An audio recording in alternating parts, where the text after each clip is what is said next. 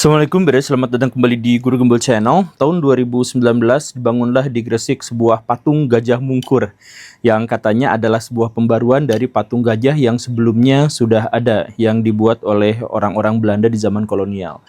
Tetapi patung itu kemudian tahun 2020 menuai kontroversi karena pertama, patung itu tidak seperti gajah.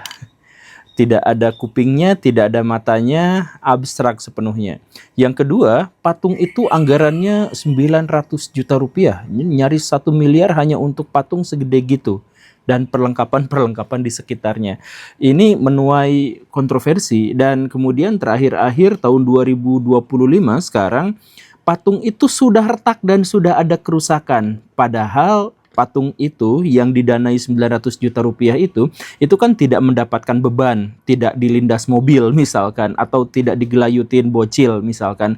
Tapi sudah ada kerusakan-kerusakan di situ. Sedangkan patung yang buatan kolonial Belanda yang 129 tahun yang lalu, itu masih baik-baik saja tanpa keretakan sama sekali. Nah, makanya ini mengherankan dan mengkhawatirkan gitu. Ada orang kuli di sana yang berkata bahwa ya, sebagai kuli bangunan kurang lebih saya menaksir bahwa patung itu gak sampai 100 juta rupiah, 50 juta rupiah juga sudah cukup gitu ya. Kemudian ada juga orang lain yang mengatakan ini tidak menyerupai gajah secara utuh dan seterusnya. Saya sendiri kalau misalkan melihat secara estetik, oke lah, mungkin memang ini dibuat secara abstrak dengan seni yang begini dan begitu sehingga ya memang tidak dibuat sepenuhnya persis menyerupai gajah.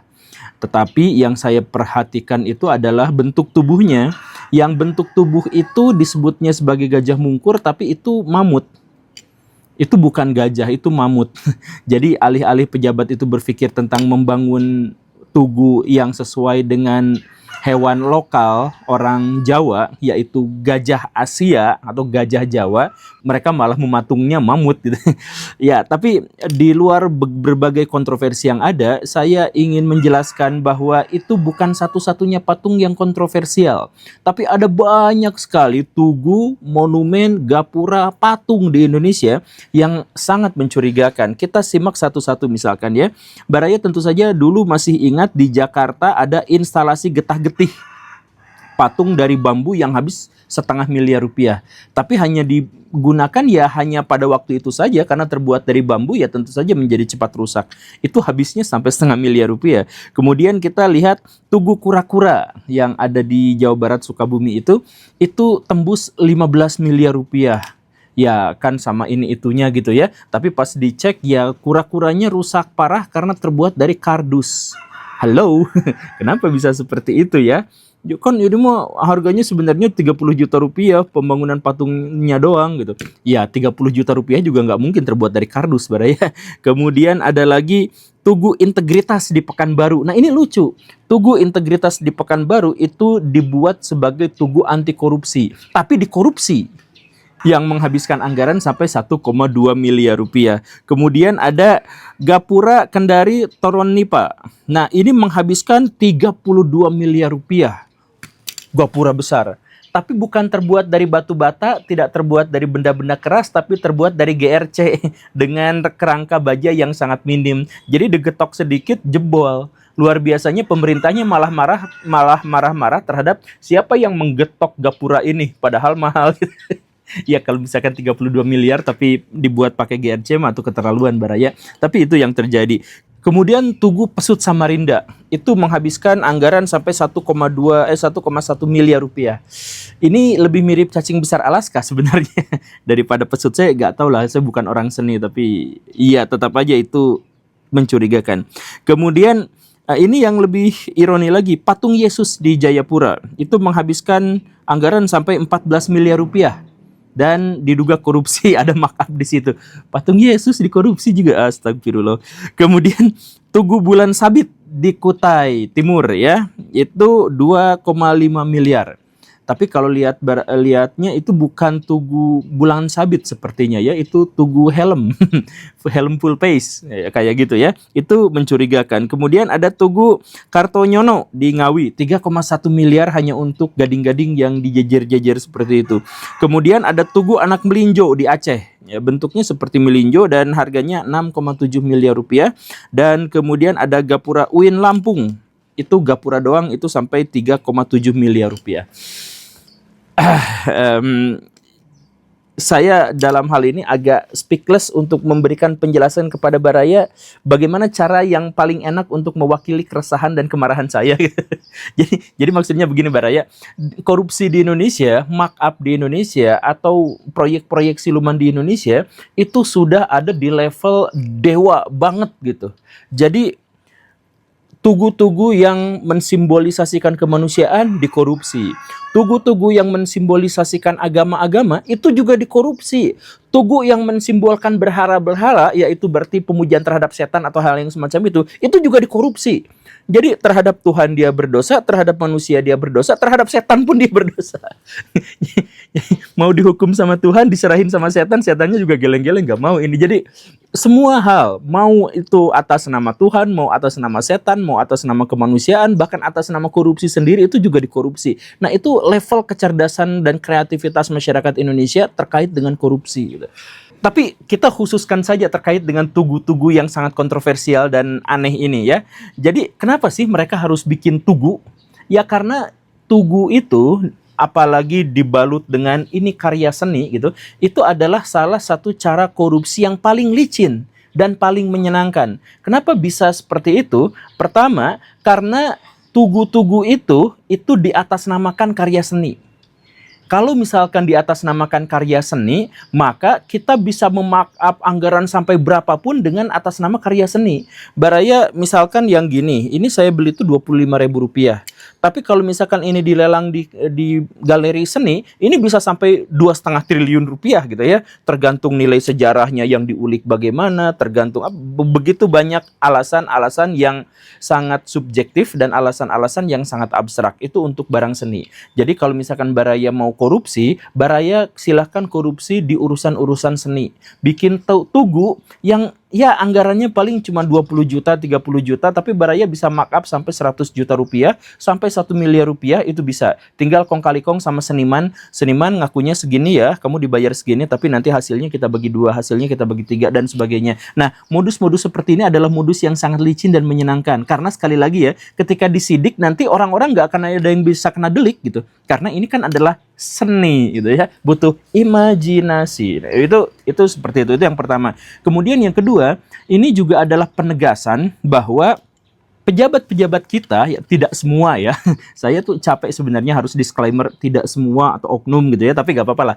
Jadi pejabat-pejabat kita itu tidak semuanya memang, tetapi banyak di antara mereka yang sebenarnya gak tahu bagaimana cara kerja dan gak tahu apa yang harus mereka lakukan. Mereka gak ngerti bahwa apa yang diberikan kepada mereka itu adalah amanah. Mereka gak ngerti itu. Jadi ketika mereka bekerja, ya yang penting itu adalah absen, yang penting laporan, yang penting itu ada anggaran yang tercatat, ada kwitansi dan sebagainya. Jadi pola pikirnya itu ya hanya seperti itu saja gitu. Nah, karena itu ketika misalkan anggaran turun dari pemerintah sekian-sekian, mereka tuh gak tahu ini digunakannya untuk apa. Akhirnya menjelang paruh kedua dalam 1 tahun itu, mereka kemudian berpikir bagaimana cara menghambur-hamburkan dana dengan cara yang harus bisa dilaporkan. Bikin studi banding, bikin rapat-rapat di hotel mewah, bikin seminar, FGD, dan lain sebagainya. Nah, apa faedahnya itu? Ya tidak ada. Misalkan kita pernah ada data alokasi pemerintah untuk anak-anak tantrum itu dikasih misalkan 10 miliar rupiah. Yang dipakai untuk anak-anak tantrumnya itu beneran hanya 2 miliar rupiah. 8 miliarnya untuk apa? Studi banding, rapat di hotel mewah. Luar biasa. Kemudian kemarin ada pejabat tinggi di Indonesia juga yang sampai mengeluh. Ada anggaran 500 triliun untuk fakir miskin. 500 triliun itu besar sekali Baraya. 500 triliun dipakai untuk fakir miskin, tapi sebagian besar anggarannya habis untuk rapat di hotel mewah, habis untuk seminar-seminar FGD, studi banding, dan seterusnya. Nah, kemiskinannya diturunkan tidak? Tidak. Nah, karena apa? Karena orang-orang kita, pejabat-pejabat kita, yaitu ketika dia dikasih tugas, dia tuh gak ngerti apa-apa. Dan dia emang tujuannya gak mau nyari kerja.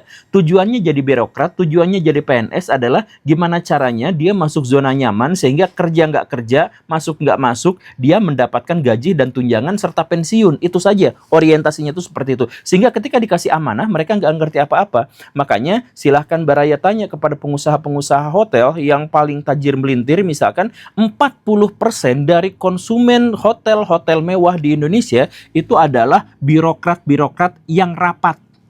40%-nya, hampir setengahnya itu birokrat-birokrat yang rapat.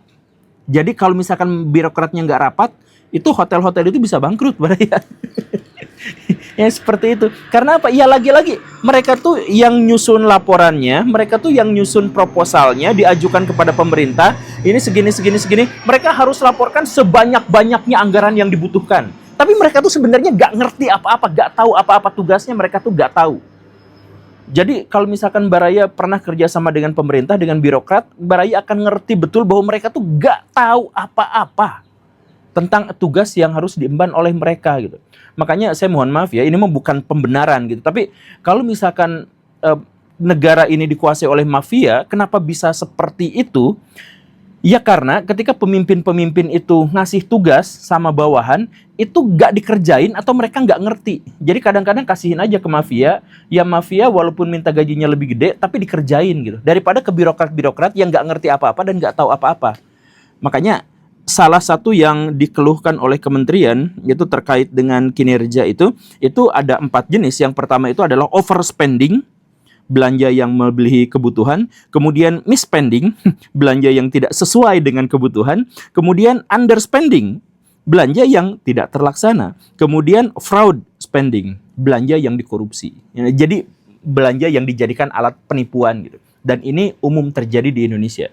Nah, tugu-tugu itu yang ukurannya aneh-aneh, yang bentuknya juga nggak jelas, dan hal yang semacam itu terindikasi sebagai bagian dari korupsi atau kelalaian dalam penganggaran, kelalaian dalam penyerapan penganggaran. Karena orientasinya adalah yang penting dilaporkan ke pemerintah pusat itu 100% anggarannya habis, maka mereka di tahun berikutnya harus minta anggaran yang lebih besar. Kenapa harus lebih besar? Mereka juga nggak tahu kenapa anggarannya harus lebih besar, karena sebagian besar anggaran itu pada akhirnya juga tidak efektif dan efisien.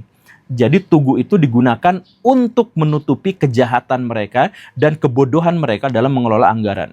Itu yang kedua. Kemudian masalah yang ketiganya sudah saya jelaskan di episode yang lampau dan saya tegaskan bahwa tugu-tugu itu, bangunan-bangunan, monumen-monumen itu sebenarnya digunakan untuk menegaskan hegemoni atau otoritas dari pemerintah yang tidak bisa kerja.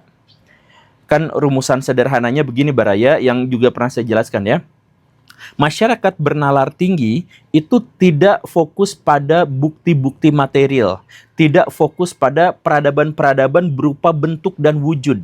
Tapi masyarakat bernalar tinggi itu fokus pada esensi, pada mentalitas. Jadi misalkan orang-orang Eropa yang sangat maju itu, mereka tidak fokus pada bangunan-bangunan yang sangat tinggi, pencakar langit dan sebagainya. Mereka hanya fokus tentang bagaimana caranya hidup bahagia, mengantri di ATM, kemudian tidak melakukan pencabulan, tidak melakukan persekusi, sehat dalam main di media sosial, dan hal-hal yang semacam itu. Sedangkan negara miskin dan berkembang itu fokus pada pembangunan bangunan-bangunan tinggi yang anfaedah gitu ya. Pokoknya mah tinggi, megah, dan bisa dijadikan sebagai simbol-simbol gitu. Nah, ini hubungannya itu. Jadi pemimpin-pemimpin itu gak ngerti bagaimana cara meninggalkan legacy yang kuat. Karena korupsi mereka terlibat mungkin ya, kemudian prestasi mereka hampir nol. Jadi mereka tuh harus meninggalkan sebuah warisan yang bisa dikenang dan itu dalam bentuk fisik. Begitu. Jadi bikin monumen yang aneh-aneh, pokoknya mah agar terlihat di masyarakat bahwa kami tuh kerja gitu. Nah, jadi simbol-simbol ini, patung-patung ini memang digunakan sebenarnya adalah untuk politik pencitraan. Untuk siapa? Untuk orang-orang bernalar rendah. Karena orang bernalar rendah hanya bisa memahami konteks-konteks yang terlihat, terjamah, terindra dalam bentuk sesuatu yang fisik. Jadi kalau Baraya misalkan menemukan ada patung-patung, ada tugu-tugu yang megah dan sebagainya dengan anggaran yang kontroversial dan mencurigakan, jangan dihancurkan, jangan diapa-apain. Tandai saja siapa pemimpin yang membangun tugu itu, tandailah dia sebagai orang yang terduga korupsi, orang yang terduga tidak bisa melakukan apapun selain menuliskan laporan bahwa daya serap anggaran mereka itu sudah titik tertinggi. Terima kasih karena sudah menyimak. Saya Guru Gembul. Assalamualaikum warahmatullahi wabarakatuh.